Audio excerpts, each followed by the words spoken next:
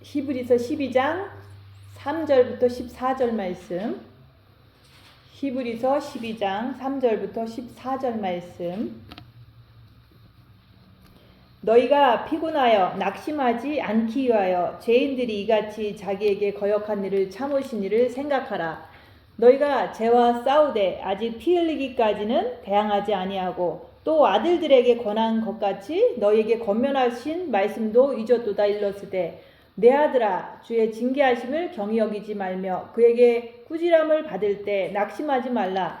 주께서 그 사랑하시는 자를 징계하시고 그가 받아들이시는 아들마다 채찍질 하심이라 하였으니 너희가 참음은 징계를 받기 위함이라. 하나님이 아들과 같이 너희를 대우하시나니 어찌 아버지가 징계하지 않는 아들이 있으리요. 징계는 다 받는 것이거늘 너희에게 없으면 사생자여 친아들이 아니니라. 또 우리 육신의 아버지가 우리를 징계하여도 공경하였거든 하물며 모든 영의 아버지께 더욱 복종하며 살려하지 않겠느냐. 그들은 잠시 자기의 뜻대로 우리를 징계하였거니와 오직 하나님은 우리의 유익을 위하여 그의 거룩하심에 참여하게 하시느니라. 무릇 징계가 당시에는 즐거워 보이지 않고 슬퍼 보이나 후에 그로 말미암아 연단받은 자들은 의와 평강의 열매를 맺느니라. 그러므로 피곤한 손과 연약한 무릎을 일으켜 세우고 너희 발을 위하여 곧은 길을 만들어 저는 다리로 하여금 어그러지지 않고 고침을 받게 하라. 모든 사람과 더불어 화평함과 거룩함을 따르라. 이것이 없이는 아무도 주를 보지 못하리라. 아멘. 오늘 말씀은 11절 말씀. 무릇 징계가 당시에는 즐거워 보이지 않고 슬퍼 보이나 후에 그로 말미암아 연단받은 자들은 의와 평강의 열매를 맺느니라. 우리가 징계를 받을 때는 우리가 괴롭죠. 근데 연단을 잘 받은 자들은 의와 평강의 열매를 맺는다고 말씀하셔요. 그래서 우리가 지난 우리 세월을 돌아보면서 내가 얼마만큼 징계를 잘 받았는지 한번 생각을 해보고 또한 그 징계가 우리한테 무슨 유익을 주는지. 여기서는 그랬잖아요. 징계는 우리의 유익을 위하여 그의 거룩하심에 참여하게 하시느니라. 우리가 징계를 받으면 하나님이 거룩하신 것 같이 우리도 거룩한 것을 우리가 이렇게 하나님의 형상을 덧입어서 거룩하심에 참여하게 한다는 그런 유익이 있는 거예요. 그래서 오늘은 새해 첫 주 예배인데 우리가 사람들은 대부분 이제 새해 첫 주가 되면 우리는 건강을 위해서 계획을 세우자, 아니면 어떤 경제적인 어떤 계획을 세우자, 아니면은 무슨 교육에 어떤 공부하는 거에 계획을 세우자, 이런 계획을 많이들 세워요. 누구나 할 거 없이. 근데 많이 세우지만은 그것대로 꾸준하게 실천하지 못하잖아요. 작심삼일이라고 하면서 그 작심삼일이라는 것은 우리 육에 사단이 있어서 내가 결심한다고 그것이 이루어지지 않는다는 것을 우리가 매년 보잖아요. 근데 우리가 주님을 사랑하면서 우리가 빛의 길, 생명의 길을 가는 사람들은 우리가 새해가 되면 늘 우리 영이 성장돼야 되겠다.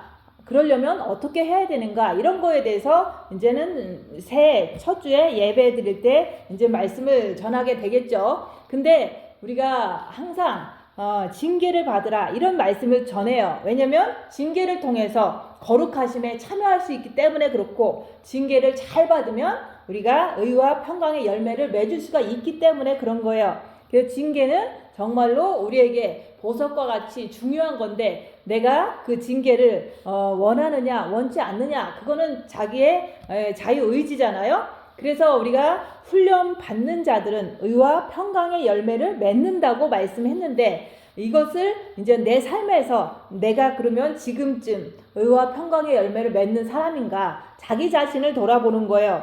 근데 대부분 우리가 징계받을 때 대부분 이제 우리가 주님을 사랑해서 첫째 계명을 해서 본 마음의 빛을 받은 사람들은 우리가 아무리 힘들다고 해도 하나님한테는 원망을 하지 않아요. 근데 누구를 원망하냐면 옆에 사람이 힘들게 하면 옆에 사람을 원망을 하잖아요.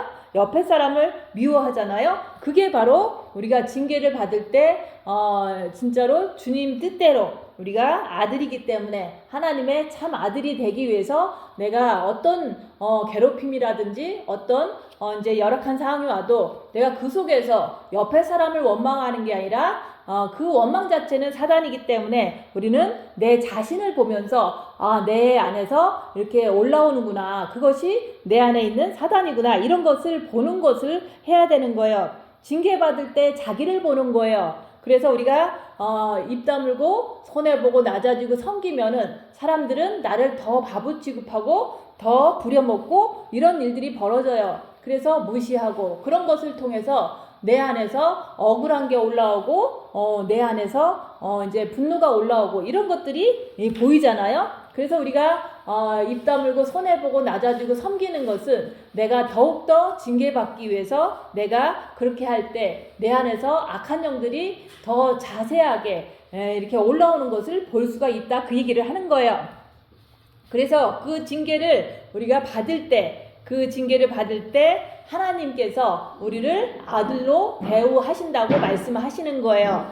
그래서 우리가 육체의 부활을 위해서는 우리가 육은 썩을 육이 있고 그 썩을 육 안에 그 썩지 않는 육이 있습니다. 근데 그 썩지 않는 육이 우리가 살아서 천국을 갈 때는 주님 마지막 때는 우리가 호련히 변해서 이제는 그 썩지 않는 육으로 변해서 가는 게 그게 휴거예요. 그래서 성경에는 죽지 않고 간 믿음의 선진들이 있잖아요. 에녹이 있고 또 엘리야가 있고 이렇게 그 사람들이 죽지 않고 변해서 간 거예요. 그런 것처럼 우리 육은 보이는 육 안에 썩지 않는 육, 부활의 육체가 있다 얘기를 하는 거예요. 근데 그 에녹도 그 300년 동안 하나님과 동행하다가 그 썩지 않는 육을 부활의 육체를 잘 준비해서 호련히 변화해서 죽음을 맛보지 않고 갔듯이 엘리야도 똑같이 그런 그 시대에 많은 핍박을 받았지만은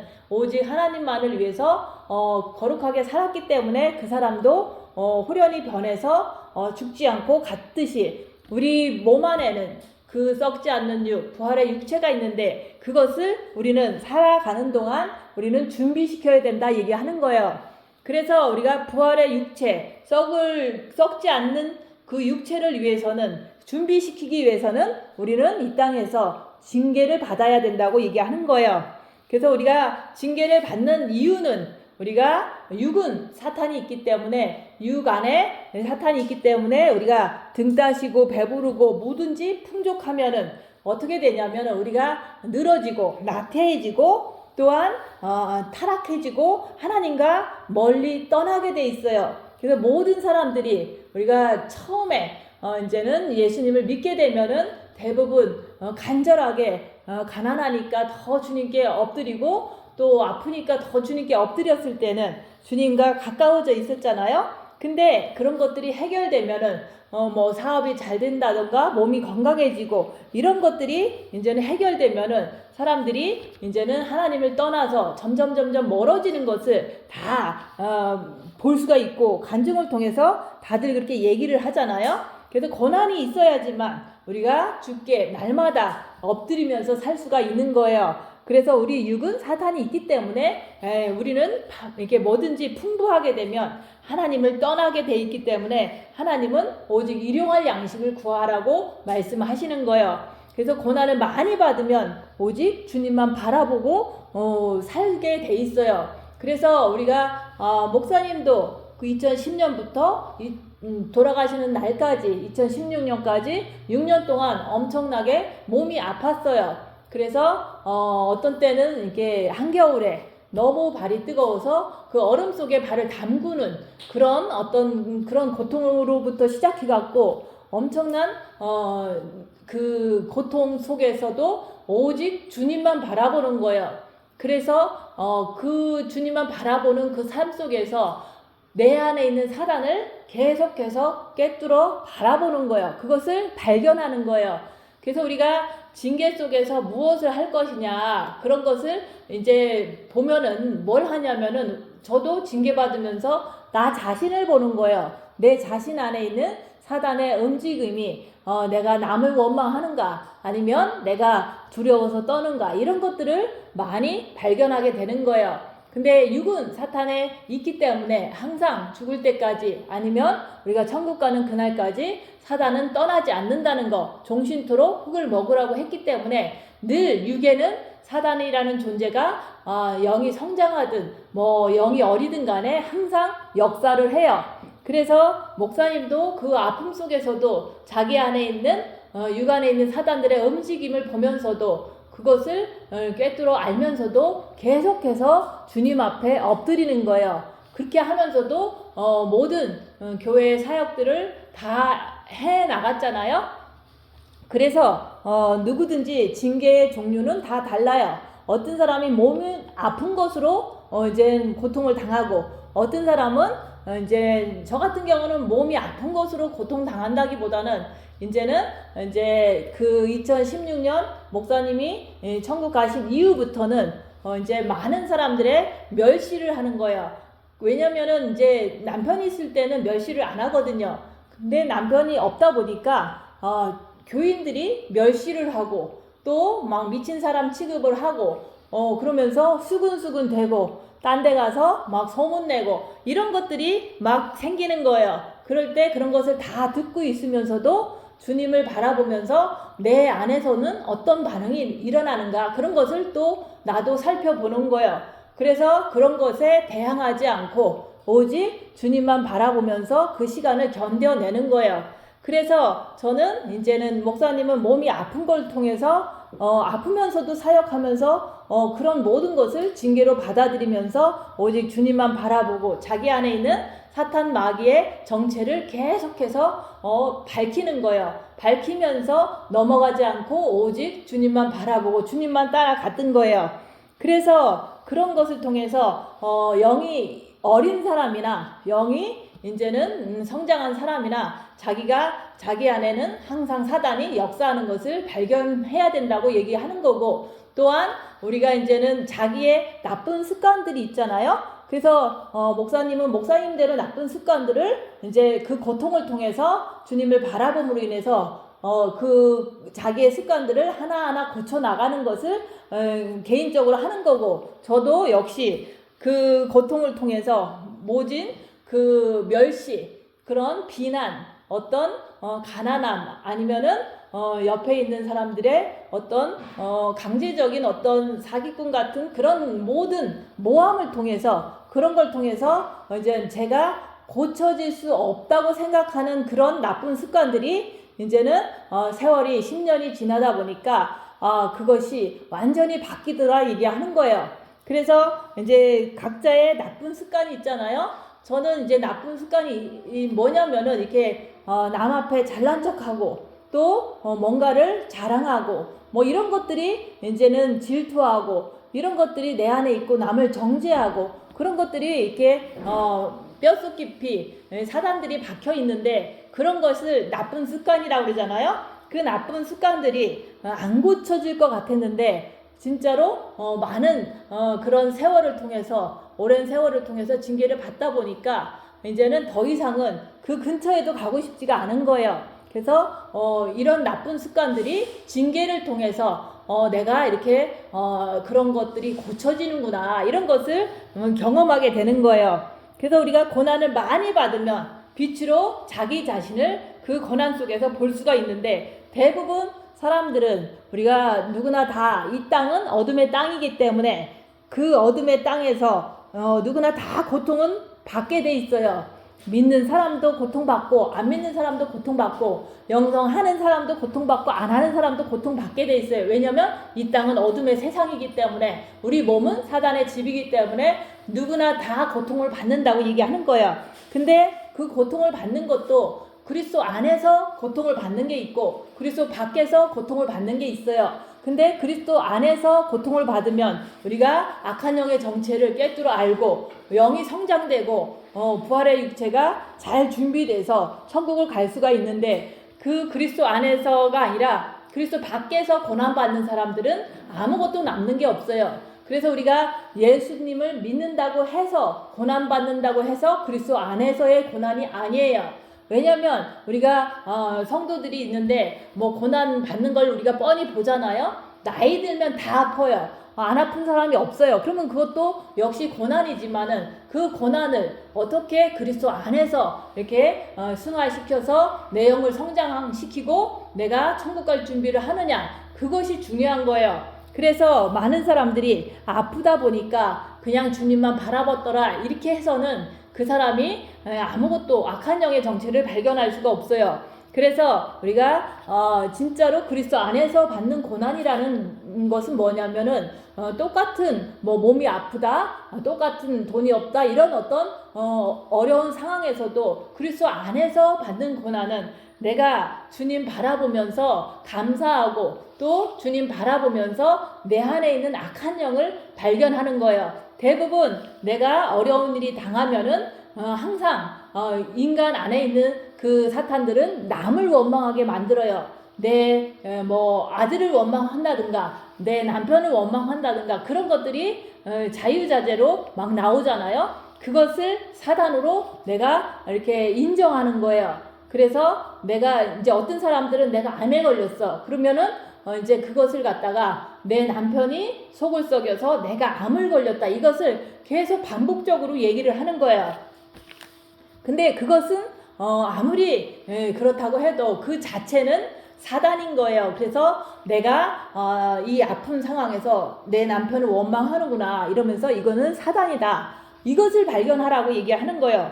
그리고 그것을 발견했으면 내가 거기 가만히 있으면 지잖아요. 그러니까 주님을 바라보고 끝까지 그 고통 속에서도 주님을 바라봄으로 빛을 받아서 영을 성장시키고 썩지 않는 육을 아름답게 준비하라고 얘기를 하는 거예요. 그게 바로 그리스도 안에서 받는 고난이에요. 그래서 우리가 내가 지금 이제 어떤 고난 속에 있든지 대부분 이제 가정 안에서 돈이 없든가 아니면 가정 안에서 남편이 아프든가 아니면 이제 누군가가 나를 비난하던가 이런 것들이 다 나한테 다가오잖아요. 그러면은 그걸 통해서 남을 원망하는 거, 그건 바로 사단이라고 계속 인정을 해야 돼요. 그래서 우리가 자매 지간도 의견이 안 맞으면 싸우잖아요. 내가 성인인데 왜 참견해 그러면서. 근데 그 싸울 때도 내가 잘했는데 너는 나를 참견함으로 이렇게 안 좋은 그 욕을 했으니까 나는 정말 억울해. 뭐 이런 것들은 다 미혹이에요. 그냥 내가 속에 사탄이 있기 때문에 나온다. 그래서 내 안에 그리스도로 꽉 차지 않았기 때문에 내가 지금 억울하고 내가 저 사람을 미워하고 내가 지금 분노가 사그러지지 않는 거지. 그냥 저 사람이 나를 건드려서 내가 화났습니다 라고 얘기하는 것은 그거는 변명밖에 안 되는 거예요. 우리는 계속해서 내 안에 저 사람을 미워하는 사탄이 있다는 거, 또 내 안에 내가 너무 이제 피해를 보면 꼭 그것을 따지려고 하는 양가품하는 그런 사탄이 있다는 거, 그런 것을 발견하라고 얘기하는 거예요. 그래서 그것을 발견하고 나면은 우리가 3일 동안 내가 가만히 조용하게 있다 보면은 이거는 원망하는 건 사탄이고 미워하는 것도 사탄이고 핑계대는 것도 사탄이고 이런 것을 계속 분별하면서 머리에 지식이 있으니까 계속 내가 그것을 시인하면서 주님을 바라보려고 그러는데 잘 안 돼요. 그것은 사단이 강하다는 뜻인 거예요.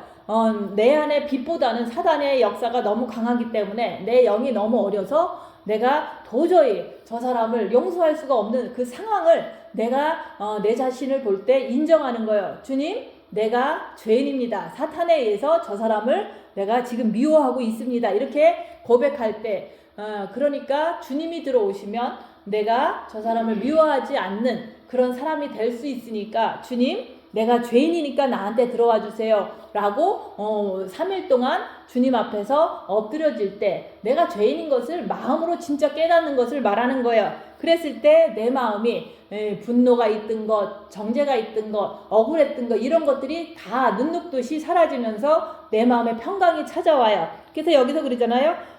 그 3일 동안만이라도 내가 내 안에 있는 악한 영을 발견하고 내가 죄인인 것을 발견했을 때 연단받은 자들은 의와 평강의 열매를 맺느니라. 내 마음에 평강이 찾아오는 거예요. 근데 저 사람이 잘못했다고 자꾸 말하면 내 마음에는 평강이 없어요. 왜냐하면 저 사람 탓을 하고 그것이 바로 사단이기 때문에 사단은 빛을 주지 않잖아요. 그래서 우리가 고난을 많이 받으면 받을수록 빛으로 자기를 이렇게 볼 수가 있고 악한 영을 자꾸 분별해서 꿰뚫어 볼 수 있기 때문에 내가 죄를 짓는 게 아니라 주님께 엎드러지는 사람이 된다고 얘기하는 거예요. 그래서 목사님도 2016년부터 2010년부터 2016년까지 6년 동안 죽도록 아프고 그 고통 속에서도 오직 자기 안에 있는 악한 영 발견하고 또한 주님께 엎드러져서 그러면서도 자기의 사역은 게을리하지 않았던 거예요. 그랬을 때 그런 어떤 삶을 살았을 때 천국 갈 준비가 잘 돼서 천국을 간 거잖아요. 그런 것처럼 저도 10년 동안 2016년부터 지금까지 계속해서 이제는 남편의 보호가 없는 그런 상황 속에서 많은 사람들이 교인들이 욕하고 형제 자매들이 욕하고 또한 모든 돈은 없어지고 또 사기꾼이 찾아와서 너무너무 고통을 주고 이런 어떤 일을 계속 당하면서 살았던 거예요. 그렇게 당했을 때 내가 뭐 했냐? 악한 영을 내 안에서 발견했다 얘기하는 거. 상대방은 악한 영이 분명히 맞지만은 내 안에도 악한 영이 저 사람 탓을 하고 저 사람을 미워하고 저 사람을 이제는 이렇게 막 너무 분노를 내가 일으키고 이런 것들이 내 안에 있다는 것을 계속해서 내가 인정을 하고 그러면서도 너무 힘드니까 주님을 바라보고 견뎠던 거예요. 그렇게 세월을 10년을 보냈더니 연단받은 자들은 의와 평강의 열매를 맺느니라. 내 마음이 평강한 거예요. 내 마음에 그리스도의 빛이 가득 차고 내 마음에 평안이 넘치는 거예요. 그래서 지금도 뭐 평강이 있다지만은 또 어떤 안 좋은 일이 또 벌어지고 해요. 그렇지만은 그런 것들을 통해서 또 주님을 바라보는 거예요. 또 자기를 이렇게 자기 안에 있는 악한 영을 또 분별하는 거예요. 계속해서 두 가지를 하는 거예요. 징계가 오면 자기를 보면서 악한 영을 분별하고 또 주님을 의지하고 이렇게 계속해서 습관대로 계속 하니까 내 모든 삶의 나쁜 습관들조차도 이제는 악한 영을 알다 보니까 더 이상은 옛날에 하던 나쁜 습관들 자랑하고 싶고 사람들 만나서 이제는 뭐 대접하고 싶고 이런 것들이 다 사라진 거예요.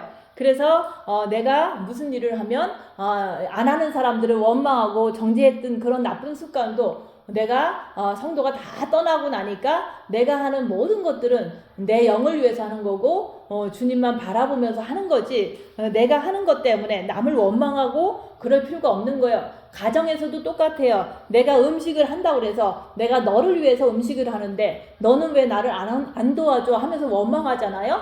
근데 가족이 딱 없어지면은 내가 나 먹기 위해서 밥을 하잖아요. 근데 그때는 누구한테 원망을 하겠어요. 그래서 우리는 교인이 많을 때는 원망할 교인들을 찾아서 원망을 하고 가족이 있을 때는 나를 안 도와준다고 가족을 원망하잖아요. 근데 그런 것들이 다 사라지고 나면 우리는 원망할 사람이 없는 거예요. 그래서 오직 밥을 해도 내가 먹기 위해서 밥을 하는 거고 내 영을 위해서 내 자신을 보기 위해서 밥을 하는 거지 우리가 옆에 사람을 위해서 밥을 한다고 생각하면 때로는 미워하고 자꾸 싸우잖아요. 그래서 설교도 똑같아요. 내가 설교하는 것은 사람들 뭐 변화시키려고 한다라고 하지만은 변화가 안 되면은 그 사람을 미워하잖아요. 그래서 그런 게 아니라 설교라는 자체도 주님께서 하신 말씀을 내가 지키고 있는가, 내가 그렇게 변화되고 있는가 이런 것들을 나 자신한테 포커스하면서 내 자신한테 설교를 하면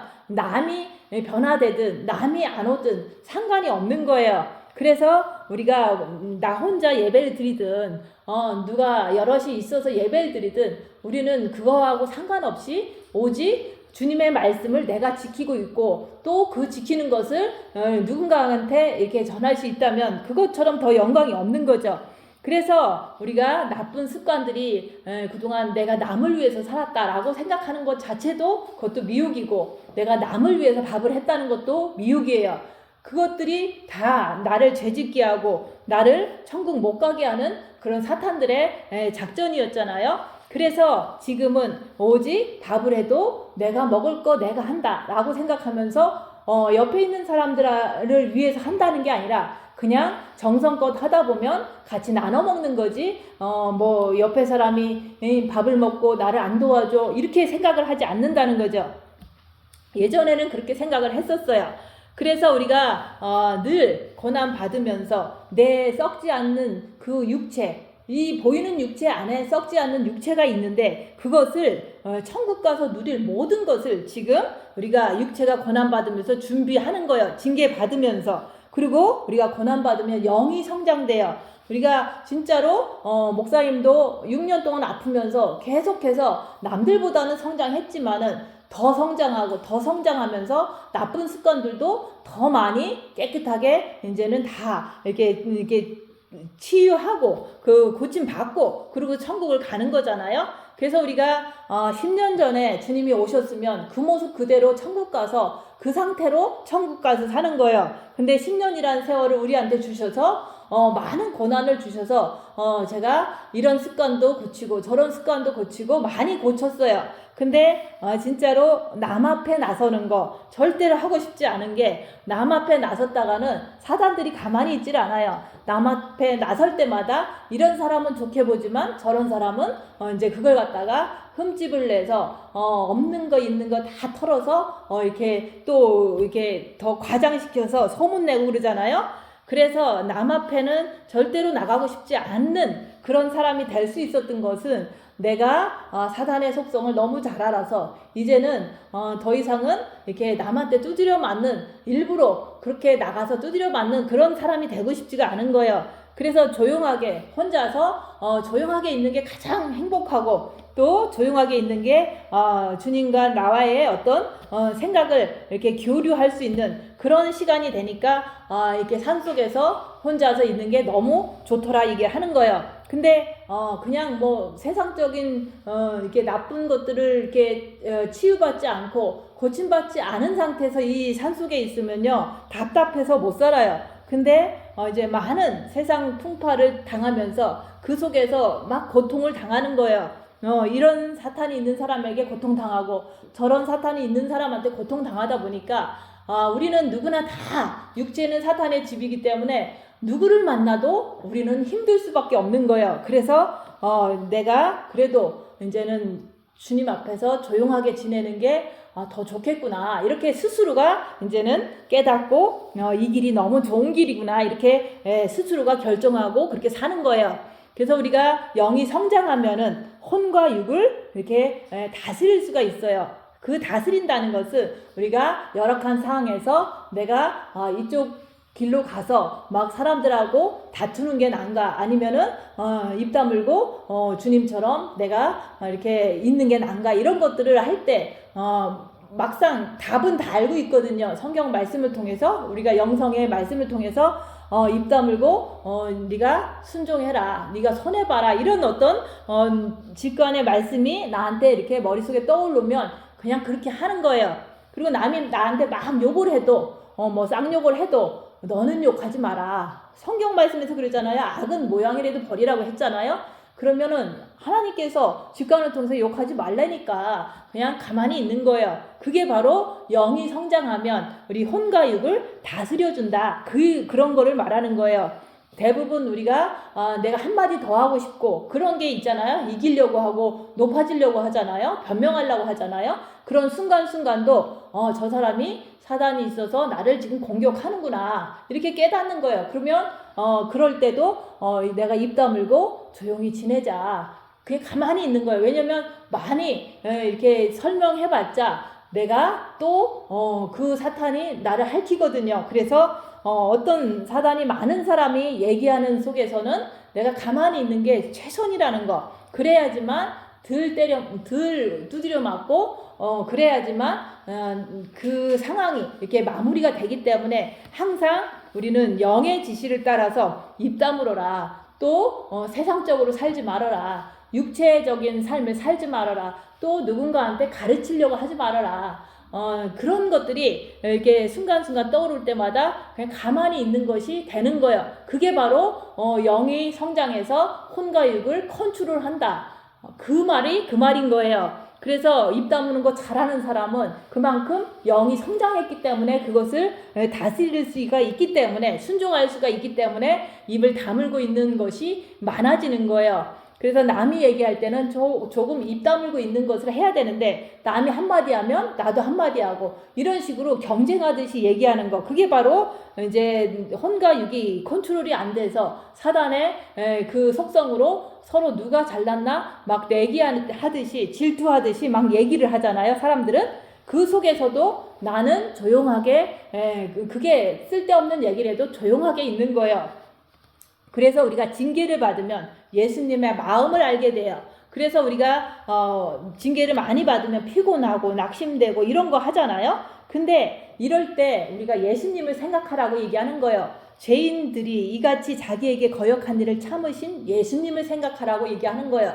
사람들은 예수님을 생각하라 그러면 예수님이 십자가에서 피를 철철철 흘리는 것만 감상하듯이 생각하는데 그게 아니에요. 내가 그렇게 억울한 일을 당했을 때 주님이 그렇게 억울한 일을 당하셨구나 이런 것을 그때 생각해서 내가 거기서 이제 낙심하지 말라는 거예요. 어떤 사람은 자꾸 십자가에서 피 흘리시는 예수님을 생각하고 그냥 눈물만 흘리는데 그거는 아무 의미가 없어요. 내가 남한테 욕 얻어먹을 때 그때 예수님을 생각하라고 얘기하는 거예요. 예수님도 사람들한테 제자들이나 그 떡을 주고 복음을 전했던 모든 그 백성들한테 그렇게 돌팔매질을 당하고 그렇게 모욕을 당했을 때 예수님이 얼마나 이렇게 가슴이 아프시고 이렇게 슬프셨을까 이 생각을 하면서 내가 지금 그 상황이라는 거, 내가 그럴 때 주님을 바라보면서 그 낙심하지 말고 그것을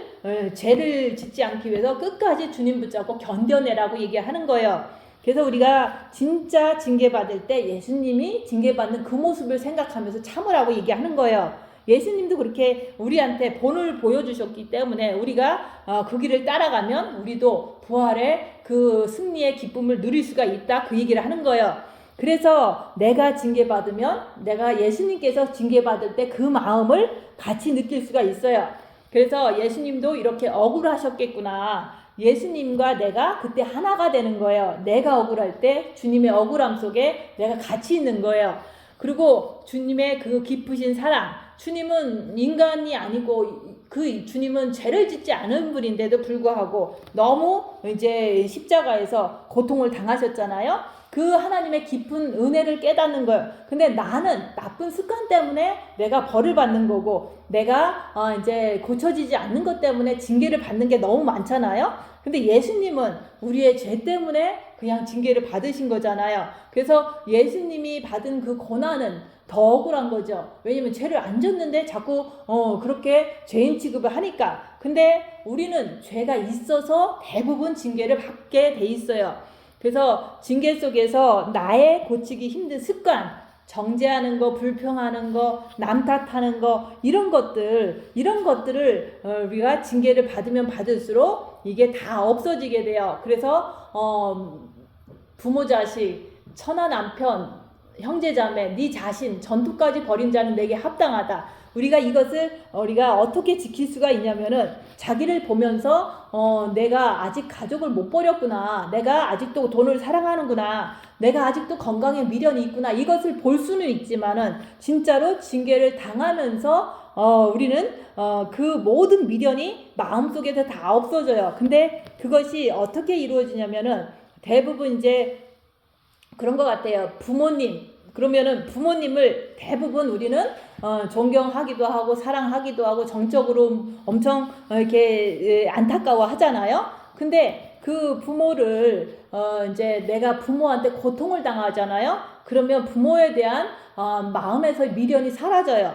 그리고 이제는 자식이 있잖아요. 우린 자식을 너무 정적으로 사랑하잖아요. 자식이 아프면 나도 아프고 자식이 말 안 들면 나도 속상하고 뭐 이런 식으로다가 자식에 대한 정이 원래 심겼기 때문에 너무 그 정 때문에 힘든 거예요. 그래서 그 자식에 대한 정을 마음에서 띄는 것은 자식한테 내가 배신당하면 자식에 대한 그 정이 떨어져요. 그러면서도 육신적으로는 잘 대해주지만 내 마음에는 자식이 없는 거예요. 그리고 천하 남편이 있잖아요, 각자가. 근데 그 남편한테 배신당하고, 남편한테 모욕당하고, 남편한테 엄청 큰 상처를 받을 때 내가 주님 안에서 그 남편에 대한 정을 띌 수가 있는 거예요. 그리고 형제자매도 마찬가지예요. 형제자매가, 저는 이제 시집적으로 형제자매가 있고, 또 친정적으로도 형제자매가 있잖아요. 근데 이 형제자매로부터 엄청 큰 고통을 당하면 그 정을 또 띠게 돼요. 그리고 이제 나 자신도 이제 육체에 사단이 있어서 이거는 나가지 않는 거니까 이게 나를 너무 괴롭혀. 그러니까 내 자신한테도 미련을 버리는 거예요.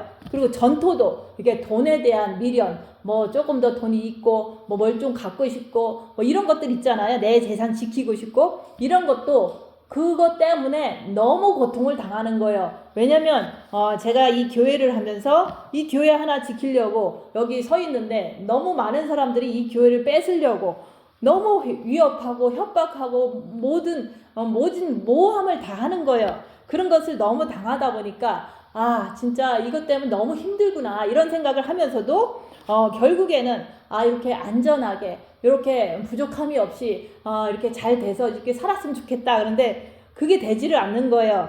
그리고 너무 이제 이 집 때문에 이 교회 때문에 너무 많은 고통을 당하고 너무 많은 실망을 하다 보니까 그것마저도 이제 빨리 주님 오셔서 내가 갔으면 좋겠다. 내 스스로의 어떤 능력으로는 이걸 지키긴 너무 힘든 거예요. 그래서 내가 천국 가면 정말 이 모든 이 의무와 이런 어려운 것들을 정말 다 벗어버리고 천국을 가겠구나 이런 생각을 하니까 성경에서 말하는 부모, 자식, 처나 남편, 형제자매, 내 자신, 전토까지도 내 마음속에서는 다 버리는 거예요. 왜냐면 고통을 그 한 가지 한 가지를 통해서 다 당하는 거예요.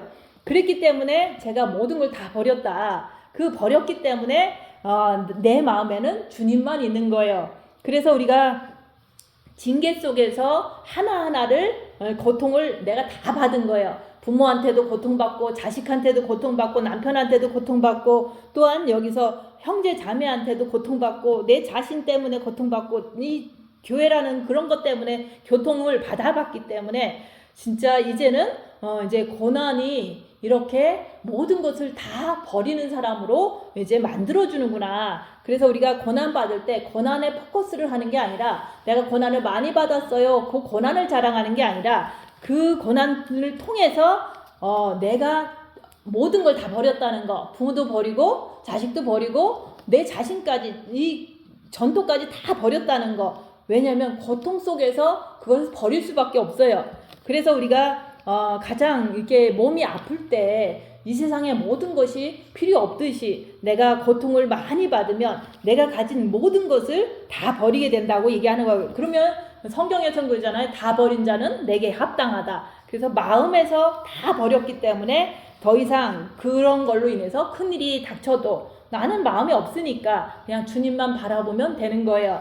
그래서 우리가 이제는 남들은 고난 받았다고 고난을 자랑하지만 고난을 자랑하는 게 아니에요. 고난 속에서 내가 그 속에서 내가 욕심 부린 거, 내가 염려하는 거 이런 것들을 다 발견하면서 결국은 주님만 바라보면서 영이 성장했다는 것을 얘기를 하는 거예요.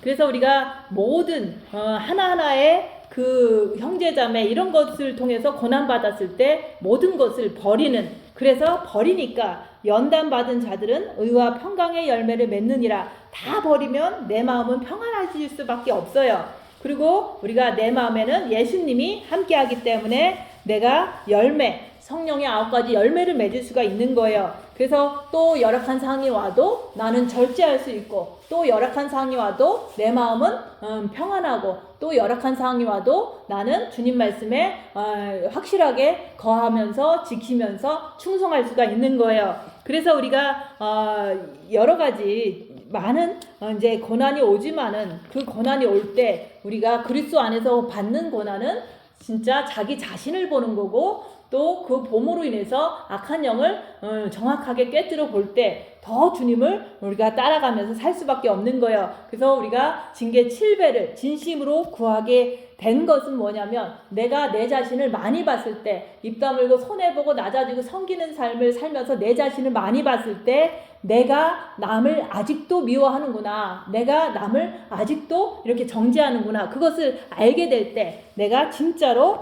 주님 나에게 징계 7배를 주시옵소서, 그래서 십자가에서 죽기를 원합니다. 그때 진짜로 구하는 징계가, 그때부터 우리가 십자가의 죽음을 원하게 되는 거예요. 근데 우리가 그렇지 않더라도 매일같이 아침마다 징계 7배를 구하면, 그것이 이제는 하나님께서 징계를 주면 저 애가 잘 받겠구나, 어떤 그런 뜻으로 받아들이는 거예요.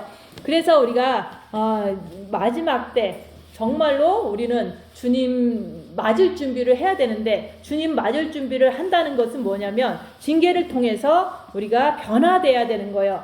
그래서 우리가 징계를 많이 받으면 급속도로 변화되는데, 그 변화는 세상에게 관심이 없는 거예요. 내 육에도 관심이 없는 거예요. 오직 예수 그리스도와 함께 있는 그런 사람이 된다고 얘기하는 거예요. 그래서 우리가 징계 7배를 2026년이 되면서 구하면서 내가 의와 평강의 열매를 맺기 위해서 우리가 훈련을 잘 받아야 되겠다는 어떤 그런 결심을 해야 된다고 얘기하는 거예요. 그래서 우리가 예수님도 징계를 당하셔서 그분이 징계를 당하셨기 때문에 하늘 보좌에 앉으신 것처럼, 우리도 징계를 통해서, 훈련을 통해서 우리 속사람이, 우리의 부활의 육체가 잘 이렇게 준비가 돼서 영이 성장된 걸 가지고 천국에 가서 거기 가서 누리는 거예요. 근데 내가 천국에 가면 어느 정도 상급이 있다는 것을 이 땅에서 알 수가 있어요. 왜냐면 내가 징계를 받을 때 내가 주님 붙잡고 이제 끝까지 견디다 보면은 내 마음의 평강의 정도가 이렇게 점점 이렇게 차는 것을 자기 스스로가 알 수 있어요. 그래서 우리가 남이 뺨을 때리면 조금 이제 육체는 이렇게 불편하지만은 내 마음에서는 주님 바라보면서 견딜 수가 있어. 그러면은 내가 오른밤을 치며 왼밤도 돌려댈 수 있는 그런 사람이 됐다는 것은 의와 평강의 열매를 내가 맺고 있구나, 이렇게 자기가 알게 돼요.